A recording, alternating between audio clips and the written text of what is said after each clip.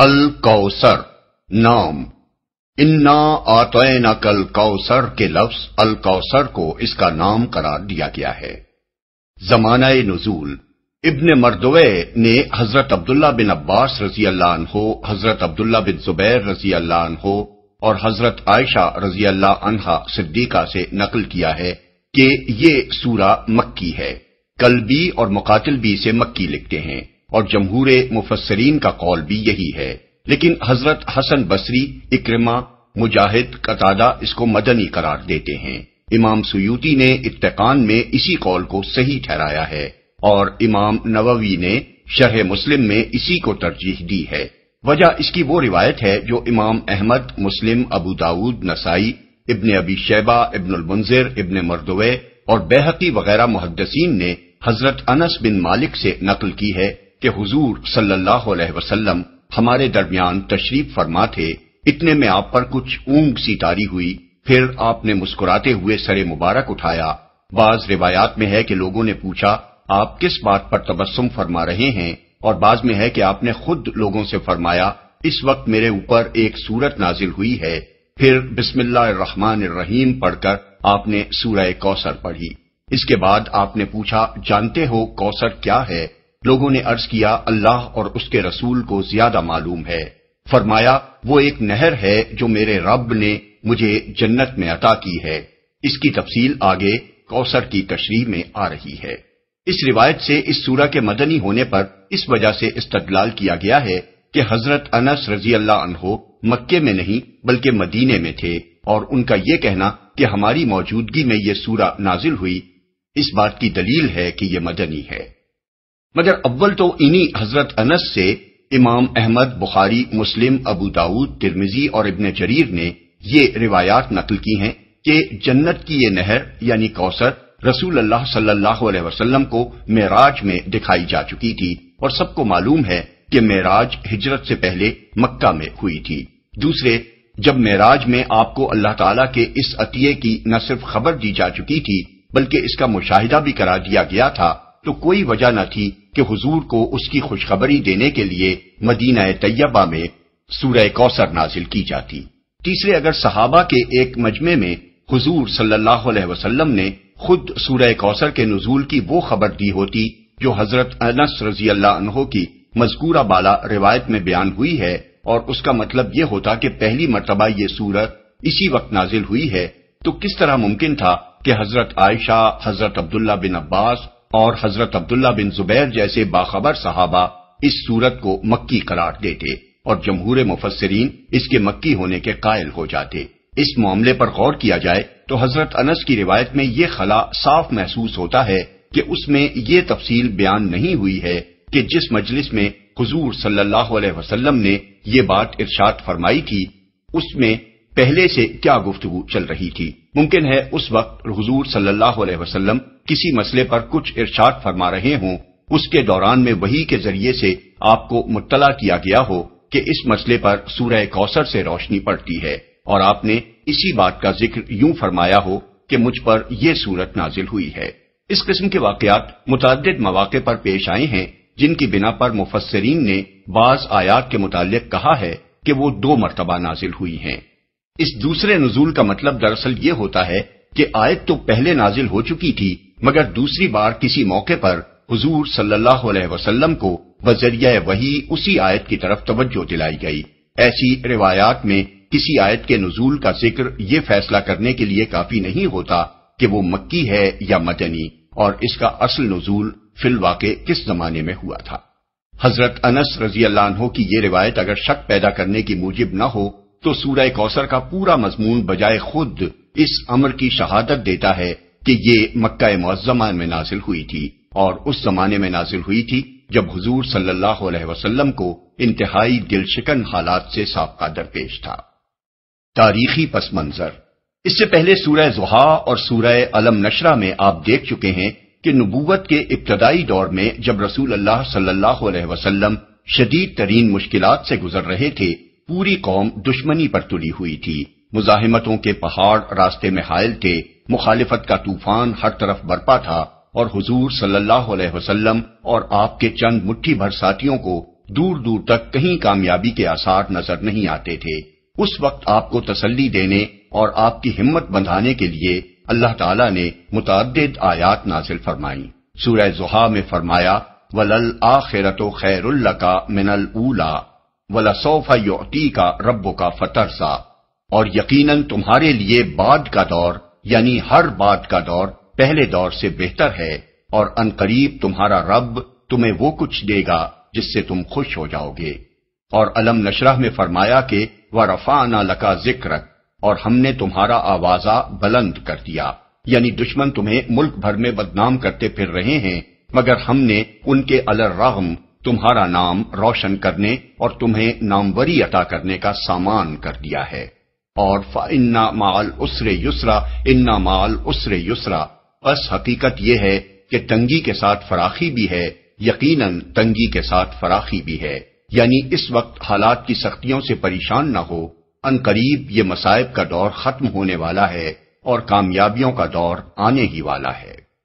ایسے ہی حالات تھے جن میں سورہ کوثر نازل کر کے اللہ تعالیٰ نے حضور صلی اللہ علیہ وسلم کو تسلی بھی دی اور آپ کے مخالفین کے تباہ و برباد ہونے کی پیشن گوئی بھی فرمائی۔ قریش کے کفار کہتے تھے کہ محمد صلی اللہ علیہ وسلم ساری قوم سے کٹ گئے ہیں اور ان کی حیثیت ایک بے کس اور بے یار و مددگار انسان کی سی ہو گئی ہے۔ اکرمہ کی روایت ہے کہ جب حضور صلی اللہ علیہ وسلم نبی بنائے گئے اور آپ نے قریش کو اسلام کی دعوت دینی شروع کی تو قریش کے لوگ کہنے لگے بطر محمد منا۔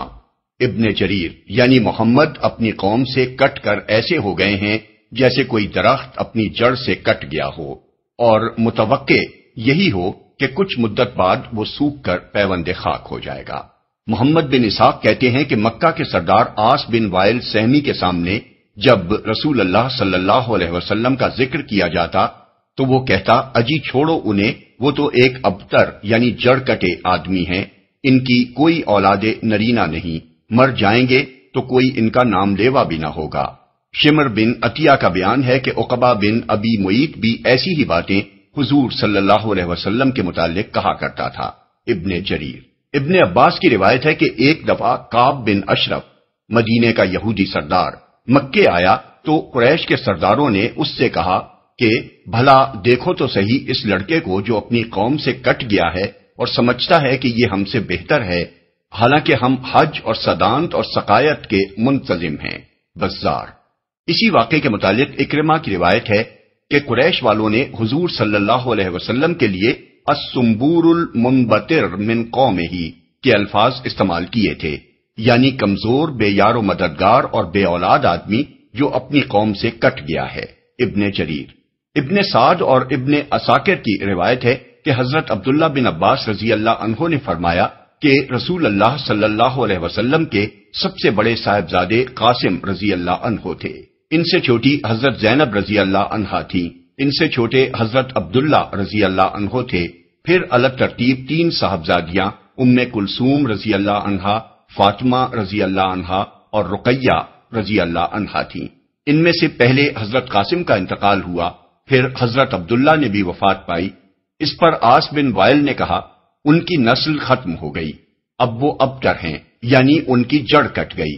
بعض روایت میں یہ اضافہ ہے کہ آس نے کہا کہ محمد ابتر ہیں، ان کا کوئی بیٹا نہیں ہے جو ان کا قائم مقام بنے، جب وہ مر جائیں گے تو ان کا نام دنیا سے مٹ جائے گا اور ان سے تمہارا پیچھا چھوٹ جائے گا۔ عبد بن حمید نے ابن عباس رضی اللہ عنہ کی جو روایت نقل کی ہے اس سے معلوم ہوتا ہے کہ حضور صلی اللہ علیہ وسلم کے صاحبزادے عبداللہ کی وفات پر ابو جہل نے بھی ایسی ہی باتیں کہی تھیں۔ شمر بن عطیہ سے ابن ابی حاتم کی روایت ہے کہ حضور صلی اللہ علیہ وسلم کے اس غم پر خوشی مناتے ہوئے ایسے ہی کمینہ پن کا مظاہرہ عقبہ بن ابی معیط نے کیا تھا۔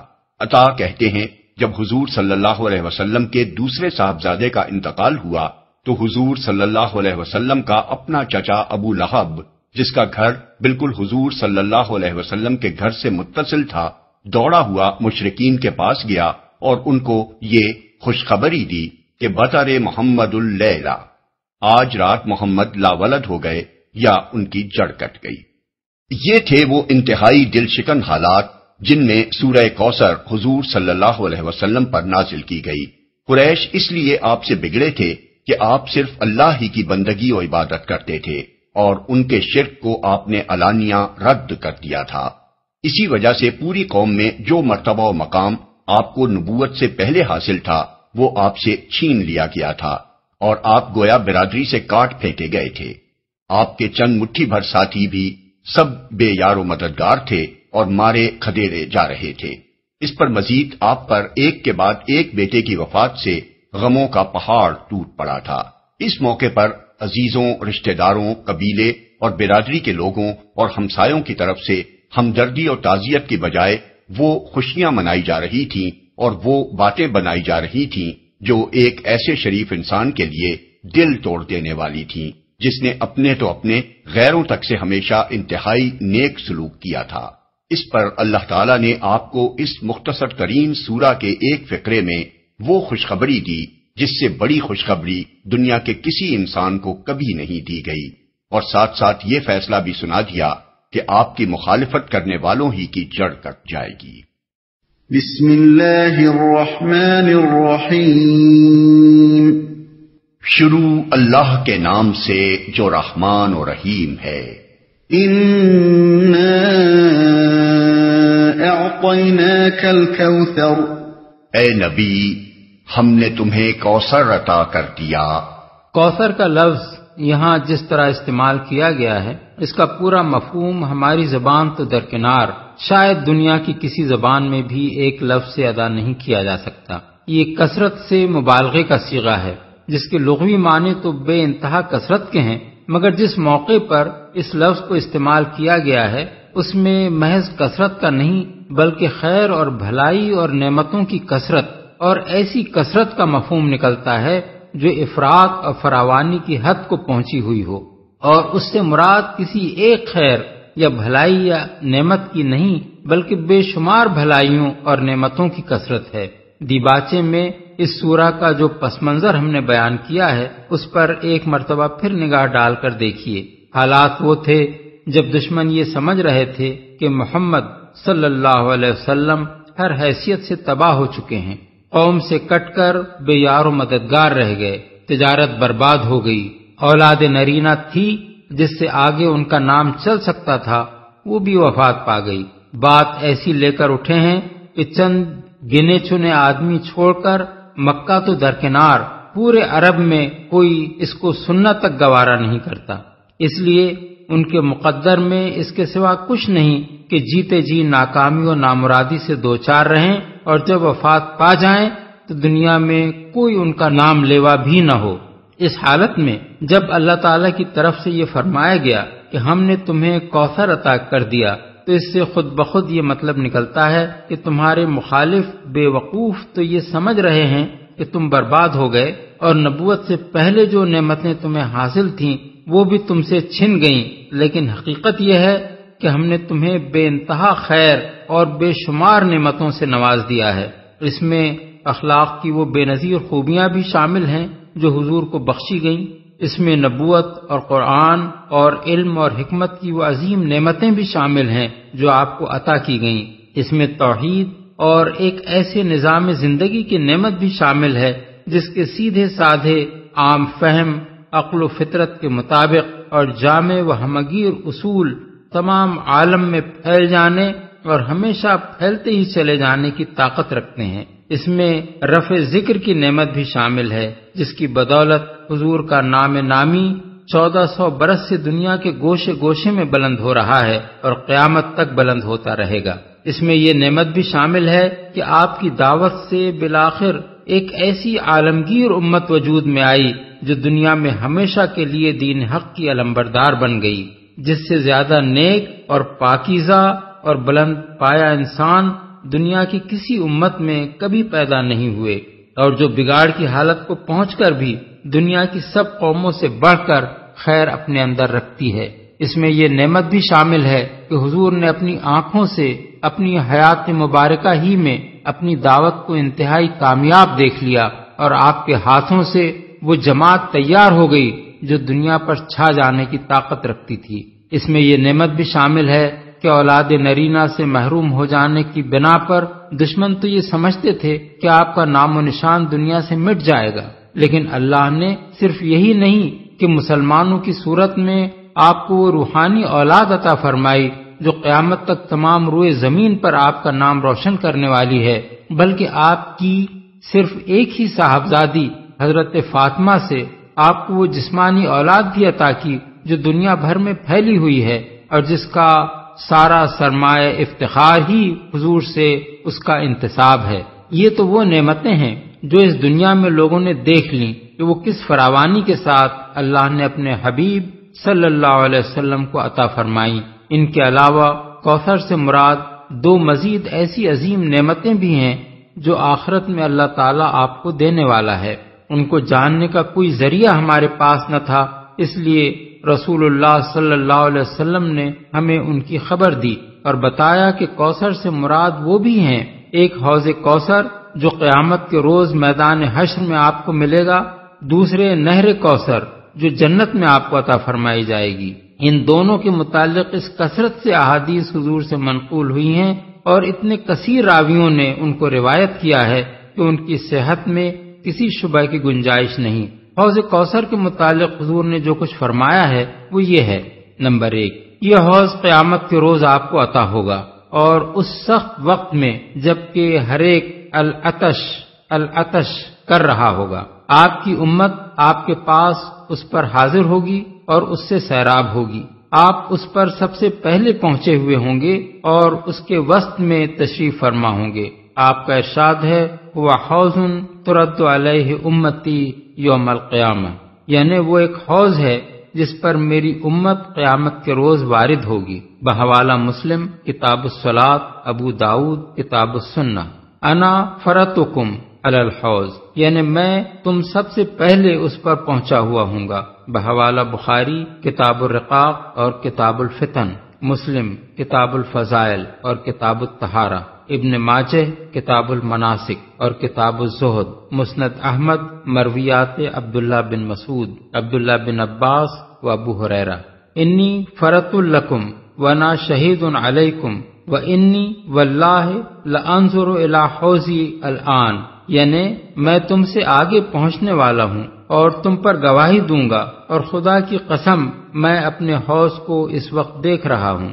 بحوالہ بخاری، کتاب الجنائز، کتاب المغازی، کتاب الرقاق۔ انصار کو مخاطب کرتے ہوئے ایک موقع پر آپ نے فرمایا: انکم ستلقون بعدی اثرتن فاصبروا حتی تلقونی علی الحوض، یعنی میرے بعد تم کو خود غرضیوں اور اقربا نوازیوں سے پالا پڑے گا، اس پر صبر کرنا یہاں تک کہ مجھ سے آ کر حوض پر ملو۔ بحوالہ بخاری، کتاب مناقب الانصار و کتاب المغازی، مسلم، کتاب الامارہ، ترمذی، کتاب الفتن۔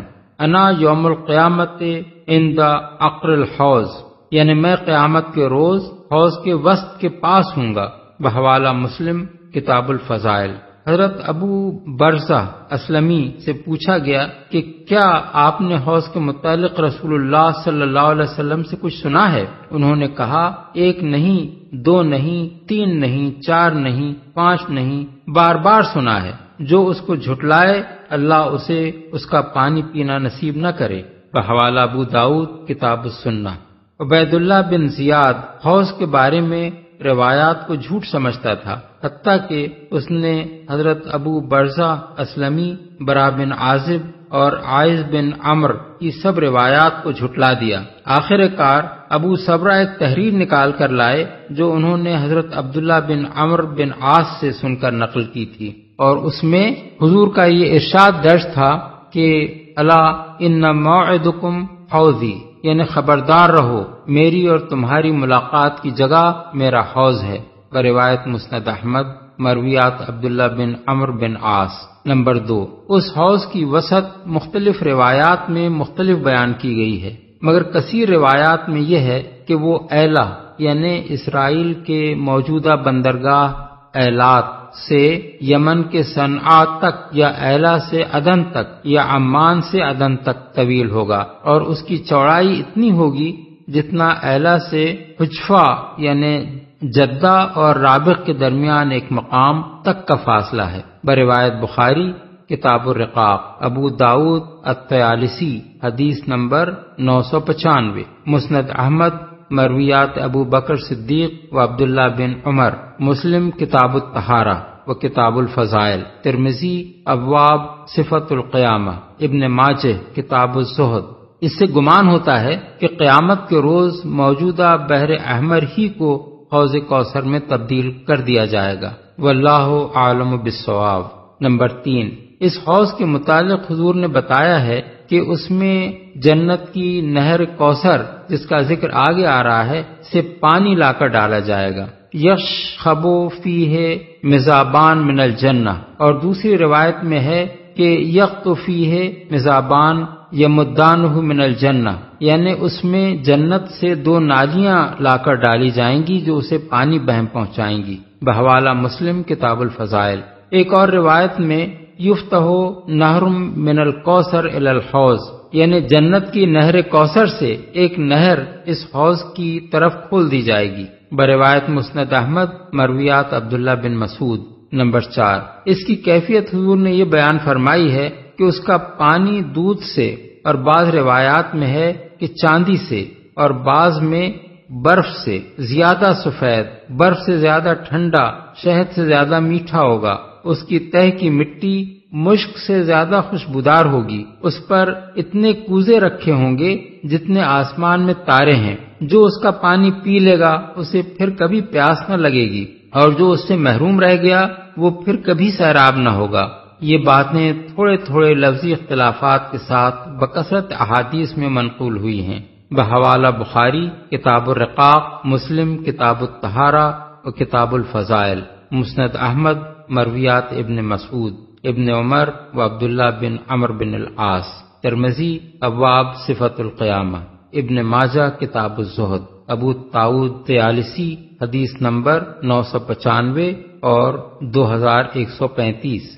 نمبر 5، اس کے بارے میں حضور نے بار بار اپنے زمانے کے لوگوں کو خبردار کیا کہ میرے بعد تم میں سے جو لوگ بھی میرے طریقے کو بدلیں گے ان کو اس حوض سے ہٹا دیا جائے گا اور اس پر انہیں نہ آنے دیا جائے گا۔ میں کہوں گا کہ یہ تو میرے اصحاب ہیں، تو مجھ سے کہا جائے گا کہ آپ کو نہیں معلوم کہ آپ کے بعد انہوں نے کیا کیا ہے۔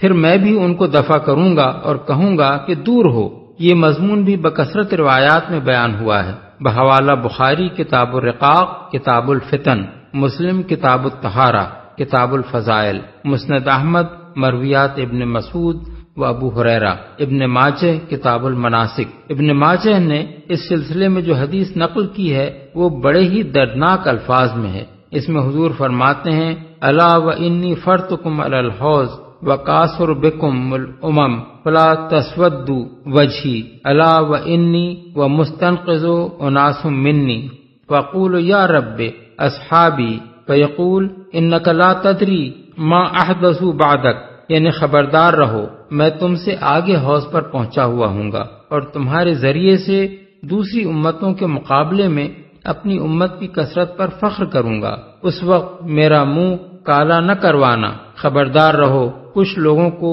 میں چھڑاؤں گا اور کچھ لوگ مجھ سے چھڑائے جائیں گے۔ میں کہوں گا کہ اے پروردگار، یہ تو میرے صحابی ہیں۔ وہ فرمائے گا، تم نہیں جانتے انہوں نے تمہارے بعد کیا نرالے کام کیے ہیں۔ ابن ماجہ کی روایت ہے کہ یہ الفاظ حضور نے عرفات کے خطبے میں فرمائے تھے۔ نمبر 6، اسی طرح حضور نے اپنے دور کے بعد قیامت تک آنے والے مسلمانوں کو بھی خبردار کیا ہے کہ ان میں سے جو بھی میرے طریقے سے ہٹ کر چلیں گے اور اس میں رد و بدل کریں گے انہیں اس حوض سے ہٹا دیا جائے گا۔ میں کہوں گا کہ اے رب، یہ تو میرے ہیں، میری امت کے لوگ ہیں۔ جواب ملے گا، آپ کو معلوم نہیں کہ انہوں نے آپ کے بعد کیا کیا تغیرات کیے اور الٹے ہی پھرتے چلے گئے، پھر میں بھی ان کو دفع کروں گا اور حوض پر نہ آنے دوں گا۔ اس مضمون کی بہت سی روایات احادیث میں ہیں۔ بحوالہ بخاری کتاب المساقات، کتاب الرقاق، کتاب الفتن، مسلم کتاب الطہارہ، کتاب الصلاۃ، کتاب الفضائل، ابن ماجہ کتاب الزہد، مسند احمد مرویات ابن عباس۔ اس حوض کی روایات 50 سے زیادہ صحابہ سے مروی ہیں، اور سلف نے بالعموم اس سے مراد حوض کوثر لیا ہے۔ امام بخاری نے کتاب الرقاق کے آخری باب کا عنوان ہی یہ باندھا ہے، باب فی الحوض بقول اللہ انا اعطیناک الکوثر۔ اور حضرت انس کی ایک روایت میں تو تصریح ہے کہ حضور نے کوثر کے متعلق فرمایا، ہوا حوض ترد علیہ امتی، وہ ایک حوض ہے جس پر میری امت وارد ہوگی۔ جنت میں کوثر نامی جو نہر رسول اللہ صلی اللہ علیہ وسلم کو عطا کی جائے گی، اس کا ذکر بھی بکثرت روایات میں آیا ہے۔ حضرت انس سے بہت سی روایات نقل ہوئی ہیں جن میں وہ فرماتے ہیں، اور بعض روایات میں صراحت ہے کہ رسول اللہ صلی اللہ علیہ وسلم کے قول کی حیثیت سے بیان کرتے ہیں کہ معراج کے موقع پر حضور کو جنت کی سیر کرائی گئی، اور اس موقع پر آپ نے ایک نہر دیکھی جس کے کناروں پر اندر سے ترشے ہوئے موتیوں یا ہیروں کے قبے بنے ہوئے تھے، اس کی تہ کی مٹی مشک اصفر کی تھی۔ حضور نے جبریل سے یا اس فرشتے سے جس نے آپ کو سیر کرائی تھی پوچھا، یہ کیا ہے؟ اس نے جواب دیا، یہ نہر کوثر ہے جو آپ کو اللہ تعالیٰ نے عطا کی ہے۔ بروایت مسند احمد، بخاری، مسلم، ابو داود، ترمذی، ابو داود طیالسی اور ابن جریر۔ حضرت انس ہی کی روایت ہے کہ حضور سے پوچھا گیا یا ایک شخص نے پوچھا، کوثر کیا ہے؟ آپ نے فرمایا، ایک نہر ہے جو اللہ تعالیٰ نے مجھے جنت میں عطا کی ہے، اس کی مٹی مشک ہے، اس کا پانی دودھ سے زیادہ سفید اور شہد سے زیادہ میٹھا ہے۔ بروایت مسند احمد، ترمذی، ابن جریر۔ مسند احمد کی ایک اور روایت میں ہے کہ حضور نے نہر کوثر کی یہ صفات بیان کرتے ہوئے فرمایا، اس کی تہ میں کنکریوں کے بجائے موتی پڑے ہوئے ہیں۔ ابن عمر فرماتے ہیں کہ حضور نے ارشاد فرمایا کہ کوثر جنت میں ایک نہر ہے جس کے کنارے سونے کے ہیں، وہ موتیوں اور ہیروں پر بہہ رہی ہے، یعنی کنکریوں کی جگہ اس کی تہ میں یہ جواہر پڑے ہوئے ہیں۔ اس کی مٹی مشک سے زیادہ خوشبودار ہے، اس کا پانی دودھ سے یا برف سے زیادہ سفید ہے، برف سے زیادہ ٹھنڈا اور شہد سے زیادہ میٹھا ہے۔ بروایت مسند احمد، ترمذی، ابن ماجہ، ابن ابی حاتم، دارمی، ابو داود طیالسی، ابن المنذر، ابن مردوہ، ابن ابی شیبہ۔ اسامہ بن زید کی روایت ہے کہ رسول اللہ صلی اللہ علیہ وسلم ایک مرتبہ حضرت حمزہ کے ہاں تشریف لے گئے، وہ گھر پر نہ تھے۔ ان کی اہلیہ نے حضور کی تواضع کی اور دوران گفتگو عرض کیا کہ میرے شوہر نے مجھے بتایا ہے کہ آپ کو جنت میں ایک نہر عطا کی گئی ہے جس کا نام کوثر ہے۔ آپ نے فرمایا ہاں، اور اس کی زمین یاقوت و مرجان اور زبرجد اور موتیوں کی ہے۔ بروایت ابن جریر، ابن مردوہ۔ اس کی سند اگرچہ ضعیف ہے مگر اس مضمون کی کثیر التعداد روایات کا موجود ہونا اس کو تقویت پہنچاتا ہے۔ ان مرفوع روایات کے علاوہ صحابہ اور تابعین کے بکثرت اقوال احادیث میں نقل ہوئے ہیں جن میں وہ کوثر سے مراد جنت کی یہ نہر لیتے ہیں اور اس کی وہی صفات بیان کرتے ہیں جو اوپر گزری ہیں۔ مثال کے طور پر حضرت عبداللہ بن عمر، حضرت عبداللہ بن عباس، حضرت انس بن مالک، حضرت عائشہ، مجاہد اور ابو العالیہ کے اقوال مسند احمد، بخاری، ترمذی، نسائی، ابن مردوہ، ابن جریر اور ابن ابی شیبہ وغیرہ محدثین کی کتابوں میں موجود ہیں۔ فَصَلِّ لِرَبِّكَ وَانْحَرْ، پس تم اپنے رب ہی کے لیے نماز پڑھو اور قربانی کرو۔ اس کی مختلف تفسیریں مختلف بزرگوں سے منقول ہیں۔ بعض حضرات نے نماز سے مراد 5 وقتہ فرض نماز لی ہے، بعض اس سے بقر عید کی نماز مراد لیتے ہیں اور بعض کہتے ہیں کہ بجائے خود نماز مراد ہے۔ اسی طرح ونحر یعنی نحر کرو سے مراد بعض جلیل القدر بزرگوں سے یہ منقول ہے کہ نماز میں بائیں ہاتھ پر دائیں ہاتھ رکھ کر اسے سینے پر باندھنا ہے۔ بعض کا قول یہ ہے کہ اس سے مراد نماز شروع کرتے وقت دونوں ہاتھ اٹھا کر تکبیر کہنا ہے۔ بعض کا قول یہ ہے کہ افتتاح نماز کے وقت اور رکوع میں جاتے ہوئے اور رکوع سے اٹھ کر رفع یدین کرنا مراد ہے، اور بعض کہتے ہیں کہ اس سے مراد بقرعید کی نماز پڑھنا اور اس کے بعد قربانی کرنا ہے۔ لیکن جس موقع و محل پر یہ حکم دیا گیا ہے اس پر اگر غور کیا جائے تو اس کا مطلب صریحاً یہ معلوم ہوتا ہے کہ اے نبی، جب تمہارے رب نے تم کو اتنی کثیر اور عظیم بھلائیاں عطا کی ہیں تو تم اسی کے لیے نماز پڑھو اور اسی کے لیے قربانی کرو۔ یہ حکم اس ماحول میں دیا گیا تھا جب مشرکین قریش ہی نہیں، تمام عرب کے مشرکین اور دنیا بھر کے مشرکین اپنے خود ساختہ معبودوں کی عبادت کرتے تھے اور انہی کے آستانوں پر قربانیاں چڑھاتے تھے۔ بس حکم کا منشا یہ ہے کہ مشرکین کے برعکس تم اپنے اسی رویے پر مضبوطی کے ساتھ قائم رہو کہ تمہاری نماز بھی اللہ ہی کے لیے ہو اور قربانی بھی اسی کے لیے، جیسا کہ دوسری جگہ فرمایا، قل ان صلاتی و نسکی و محیای و مماتی للہ رب العالمین لا شریک لہ و بذالک امرت وانا اول المسلمین۔ یعنی اے نبی کہہ دو کہ میری نماز اور میری قربانی اور میرا جینا اور میرا مرنا سب اللہ رب العالمین کے لیے ہے، جس کا کوئی شریک نہیں، اسی کا مجھے حکم دیا گیا ہے اور میں سب سے پہلے سر اطاعت جھکانے والا ہوں۔ سورہ الانعام آیات 162 اور 163۔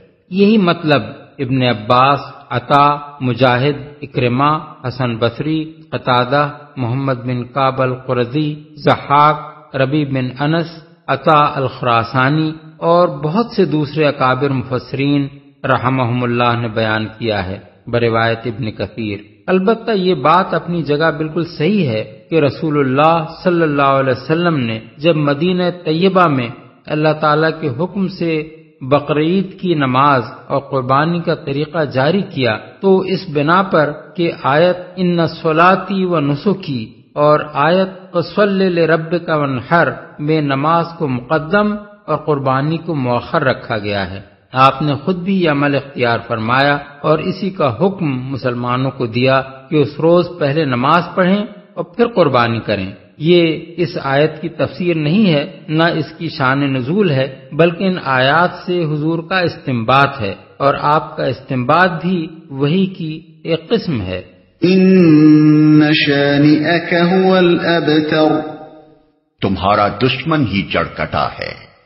دشمن اصل میں لفظ شان اکا استعمال ہوا ہے۔ شان شأن سے ہے، جس کے معنی ایسے بغض اور ایسی عداوت کے ہیں جس کی بنا پر کوئی شخص کسی دوسرے کے ساتھ بدسلوکی کرنے لگے۔ قرآن مجید میں دوسری جگہ ارشاد ہوا ہے وَلَا يَجْرِمَنَّكُمْ شَنَآنُ قَوْمٍ عَلَىٰ أَلَّا تَعْدِلُوا، یعنی اور اے مسلمانوں کسی گروہ کی عداوت تمہیں اس زیادتی پر آمادہ نہ کرنے پائے کہ تم انصاف نہ کرو۔ بس شأن اکا سے مراد ہر وہ شخص ہے جو رسول اللہ صلی اللہ علیہ وسلم کی دشمنی اور عداوت میں ایسا اندھا ہو گیا ہو کہ آپ کو عیب لگاتا ہو، آپ کے خلاف بدگوئی کرتا ہو، آپ کی توہین کرتا ہو اور آپ پر طرح طرح کی باتیں چھانٹ کر اپنے دل کا بخار نکالتا ہو۔ جڑ کٹا ہے۔ والابتر، وہی ابتر ہے فرمایا گیا ہے، یعنی وہ آپ کو ابتر کہتا ہے لیکن حقیقت میں ابتر وہ خود ہے۔ ابتر کی کچھ تشریح ہم اس سے پہلے سورہ کے دیباچے میں کر چکے ہیں۔ یہ لفظ بتر سے ہے جس کے معنی کاٹنے کے ہیں، مگر محاورے میں یہ بہت وسیع معنوں میں استعمال ہوتا ہے۔ حدیث میں نماز کی اس رکعت کو جس کے ساتھ کوئی دوسری رکعت نہ پڑھی جائے بتیرا کہا گیا ہے، یعنی اکیلی رکعت۔ ایک اور حدیث میں ہے کل امر ذی بال لا یبدأ فیہ بحمد اللہ فہو ابتر، یعنی ہر وہ کام جو کوئی اہمیت رکھتا ہو اللہ کی حمد کے بغیر شروع کیا جائے تو وہ ابتر ہے، یعنی اس کی جڑ کٹی ہوئی ہے، اسے کوئی استحکام نصیب نہیں ہے یا اس کا انجام اچھا نہیں ہے۔ نامراد آدمی کو بھی ابتر کہتے ہیں۔ ذرائع و وسائل سے محروم ہو جانے والا بھی ابتر کہلاتا ہے۔ جس شخص کے لیے کسی خیر اور بھلائی کی توقع باقی نہ رہی ہو اور جس کی کامیابی کی سب امیدیں منقطع ہو گئی ہوں وہ بھی ابتر ہے۔ جو آدمی اپنے کنبے، برادری اور اعوان و انصار سے کٹ کر اکیلا رہ گیا ہو وہ بھی ابتر ہے۔ جس آدمی کی کوئی اولاد نرینہ نہ ہو یا مر گئی ہو اس کے لیے بھی ابتر کا لفظ بولا جاتا ہے، کیونکہ اس کے پیچھے اس کا کوئی نام لیوا باقی نہیں رہتا اور مرنے کے بعد وہ بے نام و نشان ہو جاتا ہے۔ قریب قریب ان سب معنوں میں کفار قریش رسول اللہ صلی اللہ علیہ وسلم کو ابتر کہتے تھے۔ اس پر اللہ تعالیٰ نے فرمایا کہ اے نبی، ابتر تم نہیں ہو بلکہ تمہارے دشمن ابتر ہیں۔ یہ محض کوئی جوابی حملہ نہ تھا بلکہ در حقیقت یہ قرآن کی بڑی اہم پیشین گوئیوں میں سے ایک پیشین گوئی تھی جو حرف بحرف صحیح ثابت ہوئی۔ جس وقت یہ پیشین گوئی کی گئی تھی اس وقت لوگ حضور ہی کو ابتر سمجھ رہے تھے، اور کوئی تصور بھی نہ کر سکتا تھا کہ قریش کے یہ بڑے بڑے سردار کیسے ابتر ہو جائیں گے، جو نہ صرف مکہ میں بلکہ پورے ملک عرب میں نامور تھے، کامیاب تھے، مال و دولت اور اولاد ہی کی نعمتیں نہیں رکھتے تھے بلکہ سارے ملک میں جگہ جگہ ان کے اعوان و انصار موجود تھے۔ تجارت کے اجارہ دار اور حج کے منتظم ہونے کی وجہ سے تمام قبائل عرب سے ان کے وسیع تعلقات تھے، لیکن چند سال نہ گزرے تھے کہ حالات بالکل پلٹ گئے۔ یا تو وہ وقت تھا کہ غزوہ احزاب سن 5 ہجری کے موقع پر قریش بہت سے عرب اور یہودی قبائل کو لے کر مدینے پہ چڑھ آئے تھے اور حضور کو محصور ہو کر شہر کے گرد خندق کھود کر مدافعت کرنی پڑی تھی، یا 3 ہی سال بعد وہ وقت آیا کہ سن 8 ہجری میں جب آپ نے مکے پر چڑھائی کی تو قریش کا کوئی حامی و مددگار نہ تھا اور انہیں بے بسی کے ساتھ ہتھیار ڈال دینے پڑے۔ اس کے بعد 1 سال کے اندر پورا ملک عرب حضور کے ہاتھ میں تھا۔ ملک کے گوشے گوشے سے قبائل کے وفود آ کر بیعت کر رہے تھے اور آپ کے دشمن بالکل بے بس اور بے یار و مددگار ہو کر رہ گئے تھے۔ پھر وہ ایسے بے نام و نشان ہوئے کہ ان کی اولاد اگر دنیا میں باقی رہی بھی تو ان میں سے آج کوئی یہ نہیں جانتا کہ وہ ابو جہل یا ابو لہب یا عاص بن وائل یا عقبہ بن ابی معیط وغیرہ اعداء اسلام کی اولاد میں سے ہے، اور جانتا بھی ہو تو کوئی یہ کہنے کے لیے تیار نہیں ہے کہ اس کے اسلاف یہ لوگ تھے۔ اس کے برعکس رسول اللہ صلی اللہ علیہ وسلم کی آل پر آج دنیا بھر میں درود بھیجا جا رہا ہے۔ کروڑوں مسلمانوں کو آپ سے نسبت پر فخر ہے۔ لاکھوں انسان آپ ہی سے نہیں بلکہ آپ کے خاندان اور آپ کے ساتھیوں کے خاندانوں تک سے انتساب کو باعث عز و شرف سمجھتے ہیں۔